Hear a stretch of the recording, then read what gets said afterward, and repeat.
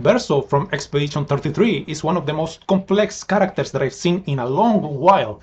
The man seems so confused that at times it seems like he doesn't even understand himself. So I want to take a closer look at him, because he seems like a very contradicting character at times, but he's not, and I can prove it. Hello everyone, my name is Eduardo, I'm a freelance book editor, and I made this channel to share some of the things that I know about writing. But I also love video games and movies and other pieces of media, so I want to take a closer look at some of them so we can analyze them and see what we can learn about them from a writer's perspective. And what better way to start than with Verso, because the man is such a mess and it's so fun to analyze him. I love it. Now this is your spoiler warning. If you haven't played Expedition 33, go play it. I beg you, I implore you, go play that game. It's incredibly well written, the music is fantastic, and it's well worth your time. But if you don't care about that, if you're here just for the writing advice, I'll do my best to explain the major bits of the story so you can understand the analysis we'll do throughout this video. Okay? Let's go! Okay, so in incredibly broad terms, the premise of Expedition 33 is that the people of this world, they can see in the distance two things. One is a giant monolith, like a giant piece of rock, and the other one is a giant monster, a godlike entity called the Paintress. Usually the Paintress is asleep, but every year she wakes up one day and paints a number on the monolith. The number she paints every year goes down by 1, and when she does paint the new number, every person of that age dies.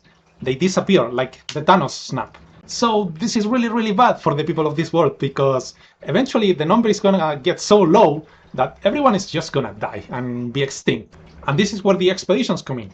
The expeditions in this world are basically big suicide missions of large group of people that go towards the Paintress to try to kill her or try to stop her somehow from doing this and killing everyone.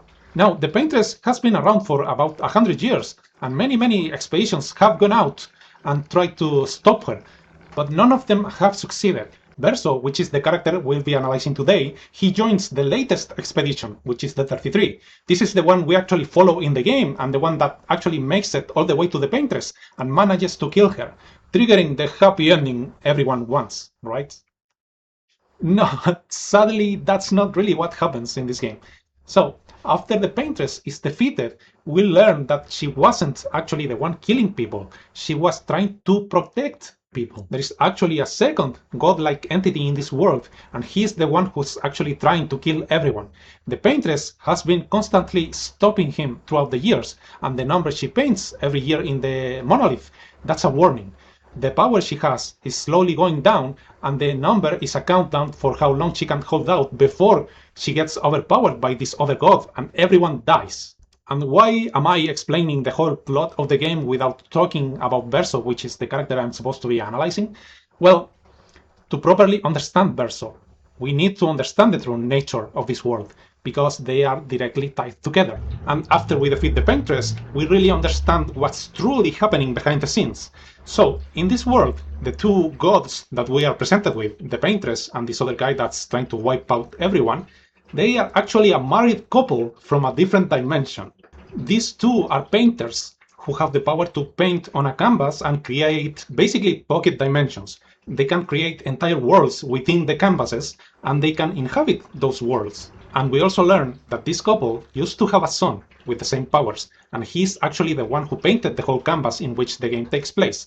The whole world we've been experiencing up until this point was created by the son of this couple. However, at some point before the events of the story, that son dies in a fire. He passes away, and that throws the couple into complete chaos. The mother, Aline, she goes into her son's canvas and starts living in that world as a way of coping with her grief.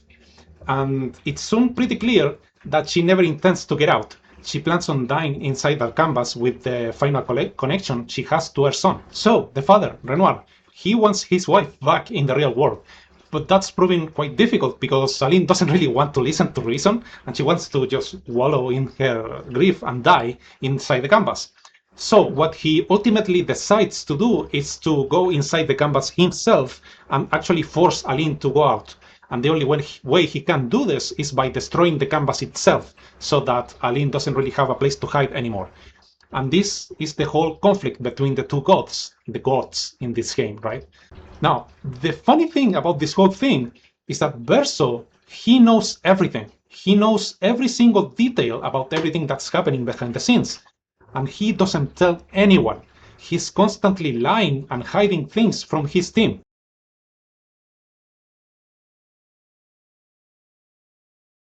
He knows exactly what will happen if they defeat the Paintress, and he does it anyway. Why?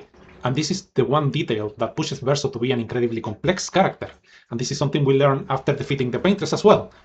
Verso is actually a painted copy of the son of Aline and Renoir.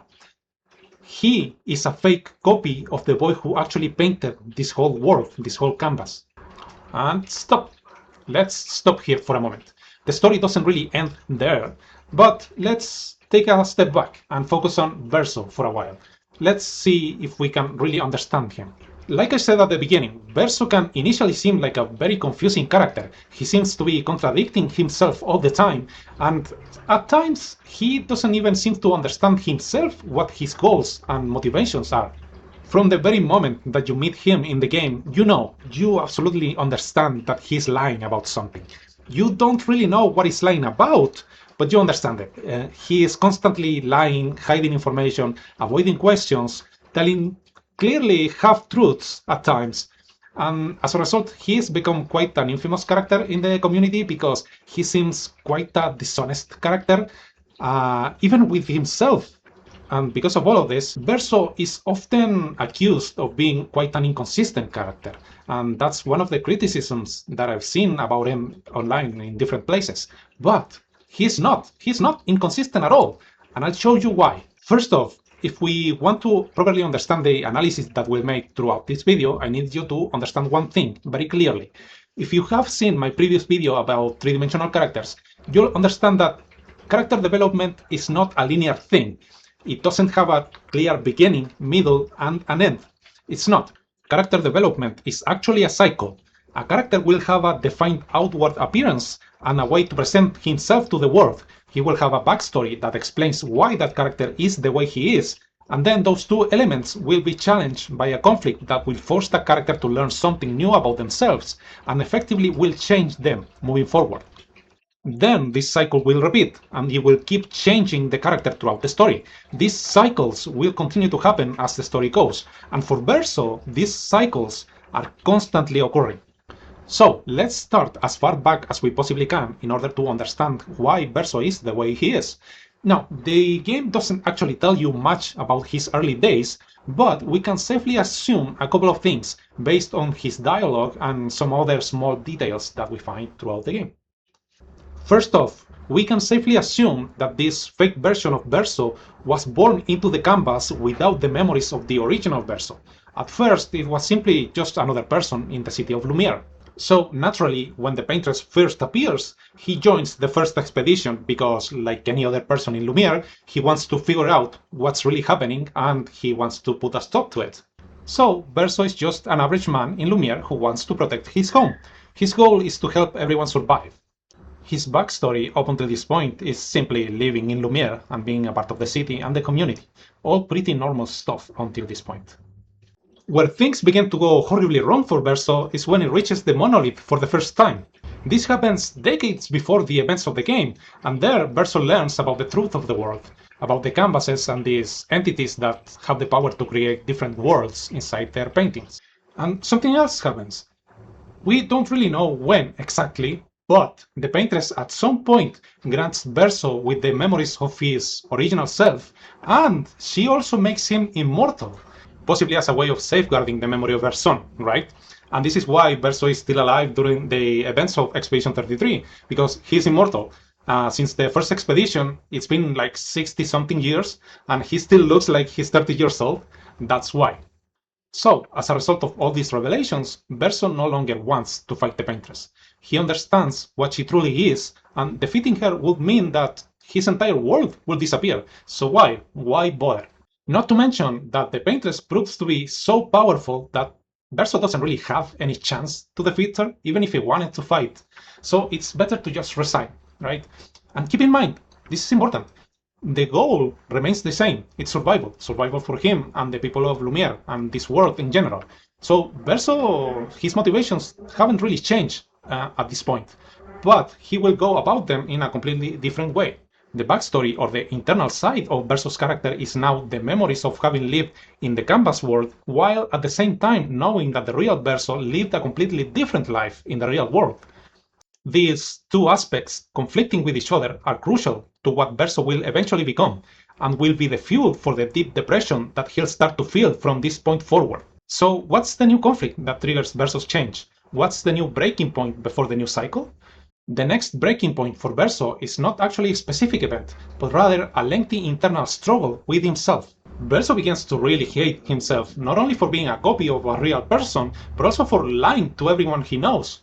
Verso never tells anyone what's really happening behind the scenes, and we never get an explanation as to why, but it's easy to see, right? Because going to Lumiere and telling people that they are fake and that they live at the whims of two depressed gods, that's really not a good idea, right? Also, it would be extremely pointless because no one in Lumiere has the power to even touch Renoir, let alone stop him from doing what he wants to do.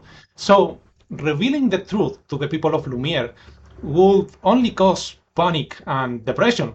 On the flip side, Verso also cannot stop the people of Lumiere from sending expeditions towards the Paintress, because trying to stop them would be extremely suspicious, and it would be like asking them to sit down quietly while they wait for extinction. And so Verso watches from the sidelines as the people keep sending more and more expeditions every year, and they keep dying for nothing, basically, in their goal of trying to kill the Paintress. And this goes on for decades. Verso is constantly watching people die, and sometimes he even travels with some of the expeditions, presumably because he wants to keep the casualties to a minimum, but ultimately they all end the same. Eventually, he reaches the breaking point. The weight of this burden is so heavy that it changes his mind. The truth is, he's tired. He's tired of all the death, the suffering, the lies. He also knows that Aline has no intention of leaving the canvas willingly, and she'll probably die if this keeps up. And that's his mother, in a roundabout way, yes, but that's still his mother. So his goal changes from survival to release. He begins to think that this world should actually be erased, to free him from the pain and to save his mother. That's his new goal. Now he's carrying the weight of the knowledge of the two lives he has lived, plus the decades of depression and self-hating that he has experienced. And something else happens, something important that opens the door for Verso to fight the Paintress and actually succeed this time. Someone important is born into the canvas. And her name will be...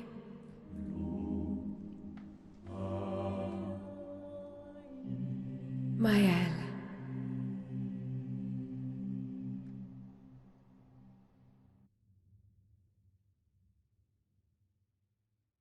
I have been expertly avoiding mentioning certain things about the story because it's Verso the character that I want to analyze here, but he is not the only child of Aline and Renoir. He actually has two sisters, Claire and Alicia. For the purposes of this conversation, we are not going to go over Claire, although she is important to the story, but the one who's unavoidably important here for Verso's character is Alicia. Alicia is the youngest sibling of the group, and we don't really get many specifics about this, but we are told that the fire that killed the original Verso was partly fault of Alicia. This was an accident. It's not like she wanted to kill her brother, but she shares some of the responsibility nonetheless. So, because she feels guilty, she doesn't want her parents to die inside the canvas, she goes inside as well. She wants to help Renoir to fight Aline and bring her mother back to the real world. Except this doesn't really work. Since Alicia is the youngest of the family, she is also the less skilled and also the less powerful. And when she gets into the canvas, she gets overwhelmed by her mother's abilities and her power. And as a result, Alicia gets recreated, repainted in a way, as one of Aline's creations inside the world. In practice, Alicia loses her memories and gets reborn into the canvas as a new person. And that's how we get Maëlle. Maëlle is born in Lumiere as a regular girl, or that's what she thinks anyway. She doesn't remember anything about her life as Alicia, and she doesn't remember her family or what's really happening with the world and the canvas. And crucially, she also doesn't remember her own abilities as a painter. But there is someone who knows that Mael is actually Alicia coming from the real world. Can you guess who it's Verso? Verso knows. Verso knows from the moment that Mael is born. Verso is well aware of Mael's birth and who she really is. Now, he never reveals himself to her, but he watches from afar and takes care of her from a distance. He does this partly because that's his sister, of course, but also because he sees Mael as an opportunity. Remember, she is the weakest member of the family, but she still has all the same abilities as Aline, Renoir, and the original Verso. She is powerful in this world. Mael doesn't really know it yet, but she's the ticket Verso needs in order to alter the balance of power in the world and actually succeed in his new goal, which is to defeat the Paintress and expel Aline from the canvas. Eventually, Mael grows up and she joins Expedition 33. Then Verso reveals himself to the group, and together they defeat the Paintress, finally fulfilling Verso's goal after all this time, after decades of waiting and scheming around, right? But there are several factors we need to consider on Mael's side of the story before we reach the end. First, keep in mind that Mael, even after defeating the Paintress, she has absolutely no idea about her true origin and the truth behind the world. Now, funnily enough, Mael manages to achieve the same goal she had as Alicia when she first entered the canvas, which was to fight Aline and force her to leave. However, as Mael, she fights the Paintress under the impression that the Paintress is evil, and by killing her, they are saving the world. In fact, the whole expedition thinks this way. Verso is the only one who knows the truth, and he hasn't told anyone. He's the only one who knows what actually will happen when the Paintress is gone. Secondly, Verso has been lying and manipulating the group in order to achieve his own objectives. Yes, that's true. But he's also grown fond of the expedition members, to the point that he can even develop feelings for one of them. So he's funneling everyone towards extinction because he thinks it's necessary. And he's done with his own life as well. He wants to end it all. But he's deeply conflicted about the whole thing. He feels extremely guilty. When Renoir finally succeeds and erases everyone, Verso doesn't meet the end with a smile or a nice thought. He sits and gazes to the horizon, looking as depressed as he's always looked. Two important things happen here. First, when Renoir erases everyone, he spares Verso. Presumably, Renoir should be able to bypass Verso's immortality and erase them just like everyone else. But I'd like to think that Renoir does this intentionally because he wants to meet with Verso and have a last conversation, a final goodbye. This version of Verso isn't really Renoir's son, but erasing him without saying anything or without looking at Verso for the last time, that does seem out of character for Renoir, so I can understand it. Renoir isn't really an evil person, it's not portrayed that way, even though he's erased everyone in the canvas.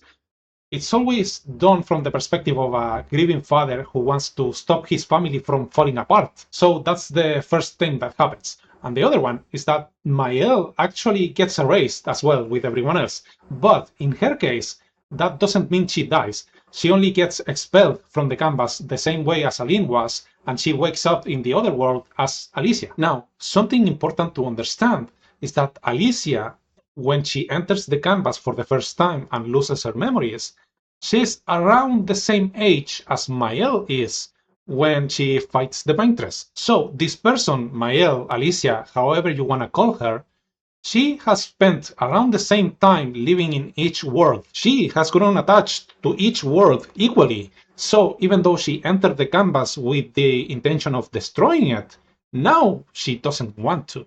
She has grown to love the canvas's world as her own, and she wants to protect it now. So when she wakes up as Alicia in the real world, she immediately jumps back into the canvas before it is destroyed by Renoir. Without Aline in the canvas and now with more experience with her own abilities, Alicia manages to reach the canvas with all her memories and all the knowledge of the things she can do. And she runs into Verso right away. And this is another breaking point for Verso because Alicia, Mael, she comes back bringing something that he didn't expect: hope. Maëlle comes back convinced that she can talk Renoir into not destroying the canvas. And not only that, the game calls it chroma. It's basically the energy or the life force of the people that Renoir killed.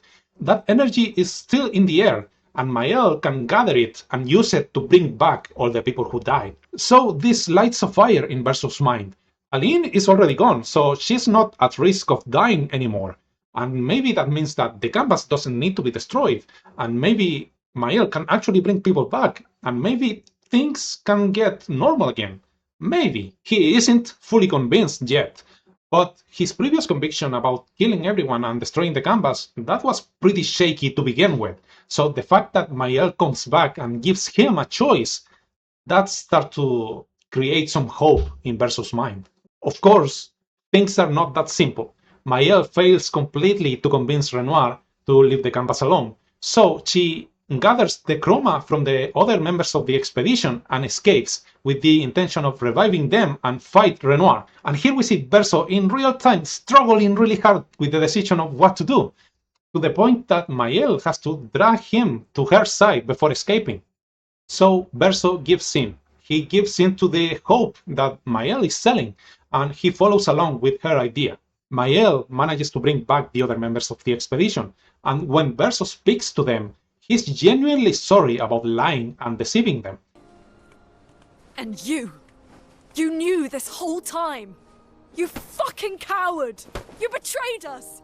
He's not sorry about saving his mother, and he thinks that part was still necessary for the whole process, but he vows to help the team fight Renoir and to bring the other people of Lumiere back, and to protect the canvas. And he actually means the thing he says. Here's where a lot of misconceptions about Verso are brought up. People think he's lying and manipulating the members of the expedition again. Some people think Verso is confused and doesn't actually know what he wants. He was just fighting to erase everyone and destroy the canvas, and now he wants to save them? It doesn't really make sense, right? I don't personally think that's the case. Verso is not really a psychopath that wants everyone dead just because of it. He's done the things he's done because he wants to save his family, and he thinks there is no other way. He used to believe that the world of the canvas needed to die, needed to be destroyed in order to allow his family in the real world to survive. But now, with Maëlle's help, there is another option. There is some other way to do it.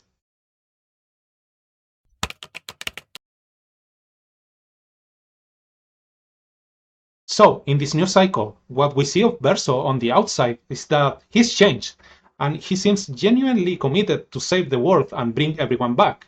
All his life's history and all his traumas are still there, but Maëlle gives him hope that there is another, better way of doing things. So, we reach the end of the story.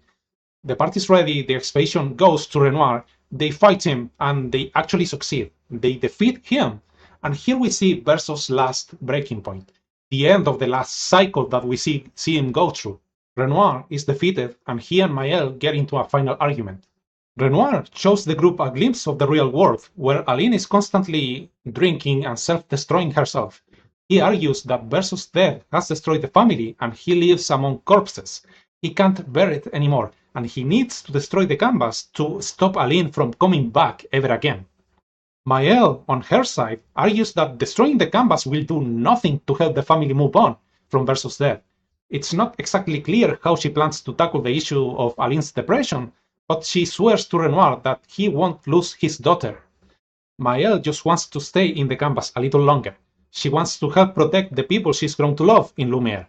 Then she'll come back to her original home, and everything will be fine. And this works. She convinces Renoir that destroying the canvas isn't necessary to save the family from the cycle of grief, and he finally agrees. He leaves the canvas, telling Maëlle that he hopes she can find peace within it, and that's the beautiful and peaceful end to the game. Except it's not. Verso, being the beautiful, magnificent liar that he sees through the bullshit. Maëlle is lying. For starters, Maëlle doesn't really have a contingency plan for Aline. Her mother can come back to the canvas anytime she wants and continue killing herself the way she's done up until this point. Secondly, Maëlle herself has absolutely no intention of ever leaving the canvas. There is nothing for her in the original world. Her family is broken, Her face was burnt during the fire that killed Verso, and she doesn't really want anything to do with that world. Hell, she even stopped calling herself Alicia and she prefers Mael. She's completely done with her original home, and she's about to become the same thing Aline was. Finally, when Renoir opens this little window to show them what Aline is going through in the other world, Verso notices something. Verso actually jumps into this little portal window that Renoir created. And now, this painted version of Verso cannot cross to the world outside the canvas, but he can survive for a limited time in the space in between the two worlds. In this space in between, Verso finds a boy, or rather the specter, the phantom of a boy. This is the last piece of the original Verso soul that's trapped inside the canvas. Our Verso, the painted one, he realizes that this boy is being forced to keep painting the canvas to keep it alive. Verso realizes that the last piece of his original soul is being kept here to keep things going, and the boy is tired. And that's pretty much the last straw for Verso. He realizes, you know what, I love this world, I love its people, but our mere existence is causing too much damage, too much grief, so we need to disappear. So initially, it might seem like Verso is constantly flip-flopping between options throughout the game, but he's actually not. He's just changing his mind according to the new information he gets every time. It's never a random thing. It's not like Verso just wakes up one day with a mood swing and that's why he changes his mind so many times. No, every time he does it, it's because he has new information, new tools, new context in order to see what's really happening, and that's why he changes his mind.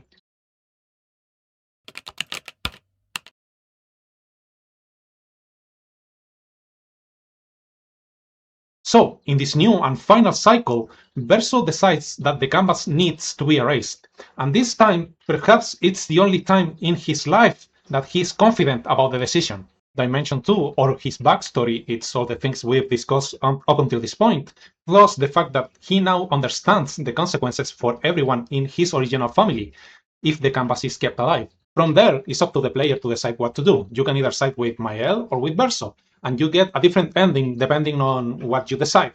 But for the purposes of this video, that's not really important. For this video and this conversation, I'd like you to focus on the different cycles that Verso goes through, the many changes, and how each change will inform how he will react to the next one. There are so many breaking points in his story that's easy to misjudge him and think he's an inconsistent character, when in reality he's anything but. Also, I'd like to focus on what we can learn from this. I think we can draw a few lessons from the way they handle Verso. First off, get a needy cat that doesn't leave you alone while you work. First off, do the groundwork and consider your character's backstory before the story even begins. Not every character will have a rich history with many cycles and character development before the story even begins, but some of them will. And by having a closer look to that backstory, you will be forced to learn something new about your world, and that in turn will help you flesh out the setting a little more, not to mention that it will give you a clearer understanding of how your characters need to act and react to the things that will happen throughout the story. Secondly, make sure that you use all the tools at your disposal. If you paid attention to Verso's history, you'll understand that many of his conflicts, his cycles, his character development is fueled by different things. For example, some of it are internal struggles, which Verso is a prime example of an internal struggle, right? But others are external confrontations, like fighting the paintress or many of the physical struggles he has to go through. So keep this in mind, because we often hear that conflict and character development can be internal, can be external, and can take different shapes. But it doesn't have to be just one. You can use many of them or all of them in the course of a story, especially if you're writing a full-length novel. So do not limit yourself and your characters in the way they can be developed. Use everything. Use the internal struggles, use the external motivators, use the action scenes, everything that can help you and everything that makes sense within the context of your story. Use it. I have seen it many times, and I'm sure you have too. Stories where the characters are being developed through internal struggle only, and feelings and depression, and everything is so depressing and everything feels bad and I'm so sad. because whatever, and the story ends up feeling a bit melodramatic. On the other side, and I'm sure you've seen it too, there are stories that are all about going forward and the external motivators and action and going forward all the time, and Action Man does what Action Man do. And those stories don't hit hard either because you as a reader, you are tired of reading 200 pages of an action scene, right? So like I mentioned before, let's try to aim for a balance. Let's try to use every tool that we have. Use the action scenes, of course, use the internal struggles as a main driving force for one of the development cycles of your characters. Use everything that the story allows you to use. Also, I'd like to encourage you to look at character development in the way I talked about in this video and the previous one. Look at it as cycles. It's an incredibly liberating way of looking at character development because, for starters, you don't have to look at the entire character arc for the whole story in order to make it work. You can just look at it as a small specific section of a specific part of the story you are writing at the moment. And the only thing you really need to ask yourself is, what is the goal of my character? What is the goal at the starting point of this cycle, and what is the goal at the end? And it's totally fine if a character's goals don't change in one specific cycle, but the way that character goes about at trying to achieve those goals, that might change. Think about Verso earlier on. One of his goals was survival for his people, but in different cycles, he goes about achieving that goal in different ways. So that's valuable too. And finally, keep always in mind that the cycles of character development and the story in general, they are defined by conflict, both internal and external. Find those pieces of conflict in your stories and think about how they relate to your characters and their goals. After that, you'll have a solid blueprint for those characters and their development.